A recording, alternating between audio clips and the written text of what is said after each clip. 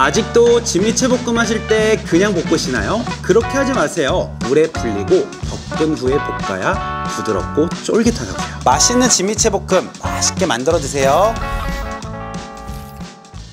여러분 안녕하세요, 비룡입니다. 오늘은 계절을 타지 않은 반찬, 정말 맛있는 반찬 알려드리려고 준비해봤는데요. 바로 제 앞에 있는 진미채를 보시자마자 오늘은 비룡이 어떤 반찬을 만들겠구나 하실 겁니다. 네, 오늘은 밥도둑 진미채 볶음입니다. 오늘은 빨갛게 해서 무치는 방법 알려드릴 건데요. 오래된 구독자분들은 제가 1년 전에 또 진미채 한번 다뤘던 거 알고 계실 텐데요. 그때 알려드렸던 진미채의 비법은 진미채를 부드럽게 먹기 위해서 물에 담갔다가 양념을 버무려서 만들려고 알려드렸는데요. 오늘 진미채는 조금 더 보완해서 부드럽기까지도 하고요, 식감도 챙겨오는 그런 진미채 볶음 알려드릴 건데요. 진미채 하면 많은 분들이 똑같은 고민을 하고 계신데요. 첫 번째, 딱딱한 진미채 좀 부드럽게 먹는 방법은 없을까요? 저는 이가 약하다고요. 두 번째, 비룡님 저는 진미채를 정말 좋아하는데요. 가끔은 이 오징어 냄새가 너무 심해서 저는 조금 거부감이 들던데 조금이라도 오징어를 잡고 대신 풍미를 올리는 방법은 없을까요? 마지막 세 번째로 많았던 질문인데요. 식당 가서 나오는 진미채 볶음은 윤기가 번들번들하고 맛있어 보이는데, 그래서 저도 그 반짝반짝한 윤기를 찾기 위해서 올리고당 또는 물엿을 많이 넣어봤어요. 그런데 윤기는 더해졌지만 너무 달아서 먹을 수가 없었어요 하시는 분들, 그 세 번째 비법은 지금 알려드릴게요. 물엿, 올리고당 듬뿍 넣지 마세요. 달아서 먹을 수가 없다고요. 그냥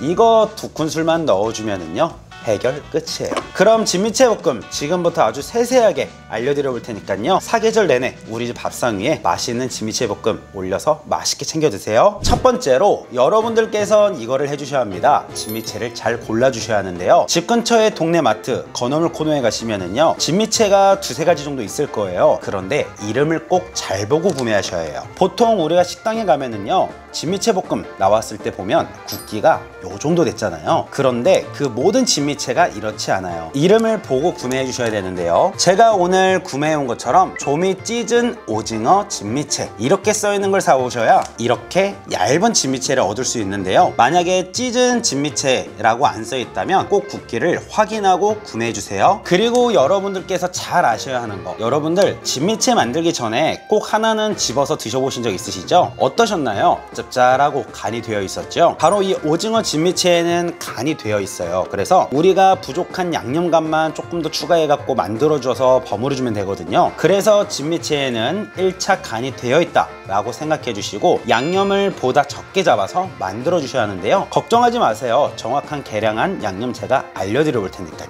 오늘 진미채는 400g 준비했거든요. 보통 마트에 가시면 400g 한 봉으로 많이 판매하고 있으니까 오늘은 이 중량으로 알려드려 볼게요. 진미채를 볼이나 그릇에 담아 꾹꾹 눌러주시고요. 진미채가 잠길 정도의 찬물을 부어주세요. 이때 진미채 잠겨있지 않은 친구들이 있다면 꼭 눌러서 물에 닦거나 잠길 수 있도록 눌러주세요. 이렇게 해서 5분간 진미채를 불려줄 텐데요. 이렇게 해주면 어떻게 될까요? 진미채는 불어나서 양은 더 많아지고, 그리고 수분을 1차적으로 먹었기 때문에 드실 때 보다 부드럽게 될 수 있어요. 요즘은 진미채 볶음 레시피 하면 이렇게 물에 불려서 하라는 레시피도 많이 올라오는데요. 그런데 여러분, 초록창이나 다른 곳에 물에 불리지 않은 진미채 볶음 레시피를 한번 보세요. 조리가 완성된 진미채 볶음을 보시면은요 되게 뻑뻑해 보이거든요. 이렇게 찬물에 불리고 안 불리고 차이는 있으니까요, 꼭 이렇게 한번 불려서 드셔보세요. 정말 부드러우니까요. 5분의 시간이 지났으면 진미채를 꼭 쥐어젓고요, 물기를 한번 꼭 짜주세요. 그리고 채반에 옮겨 담아 5분간 받쳐줄 거예요. 여러분들의 고민 중 두 번째 고민 여기서 해결해 드릴 거예요. 진미채의 잡내를 지우고 풍미를 얻는 방법 지금부터 알려드릴게요. 불을 약불로 올려주시고요, 팬에 진미채를 넣어주세요. 그리고 여기에 미림 5큰술을 넣어주세요. 그리고 수분이 날아갈 때까지 이대로 볶아주세요. 물에 불려 부드러움을 얻고 진미채를 불에 덮고 잡내는 날리고 풍미는 올려주는 거예요. 너무 오래 덮지 마시고요, 딱 수분이 날아가는 정도까지만 덮어주시는 거예요. 아니면 진미채가 다시 뻣뻣해져서 질겨질 수 있거든요. 엄청 부드러워지고 식감은 쫄깃쫄깃한 진미채 그대로 살아있지요. 그리고 우리 주부님들, 어머님들 원팬 요리 중요하잖아요. 팬 하나로 진미채 볶음 끝내자고요. 맛있게 준비한 진미채는요, 넓은 팬이나 볼에 담아서 펼쳐 준비해 주세요. 진미채를 식히는 동안 진미채 볶음에 들어가면 색깔도 어우러지고 맛도 더해주는 마늘, 청양고추 썰어 준비할 건데요. 마늘 꼭지에선 쓴맛이 나기 때문에 꼭지는 꼭 제거해서 준비하시고요. 그리고 통마늘을 슬라이스로 썰어서 준비해 주세요. 진미채 볶음을 하실 때는요, 멸치볶음과 마찬가지로 다진 마늘을 넣어서 볶게 되면 지저분해지거든요. 그래서 이렇게 통마늘을 슬라이스로 썰어서 넣으면은요, 비주얼도 살고요, 색감도 살고요, 그리고 집어 먹었을 때 또 고소함까지 챙겨갈 수 있으니까요, 진미채 볶음 하실 때 꼭 통마늘로 준비해서 넣어보세요. 그리고 청양고추는 어슷 썰어서 2~3개 정도만 준비해 주시고요. 약불에 팬 다시 올리고요, 식용유 2큰술을 둘러주세요. 이제 준비한 통마늘 먼저 넣어주시고요. 마늘이 노릇노릇해질 때까지 볶아주세요. 자, 이렇게 노릇해진 걸 보면은요, 그때는 이제 마늘기름 그리고 팬 바닥면이 마늘 향으로 코팅이 되어 있어요. 마늘과 마늘향 그리고 진미채의 궁합은 정말 찰떡인데요, 이때 여기서 바로 청양고추를 넣어주세요.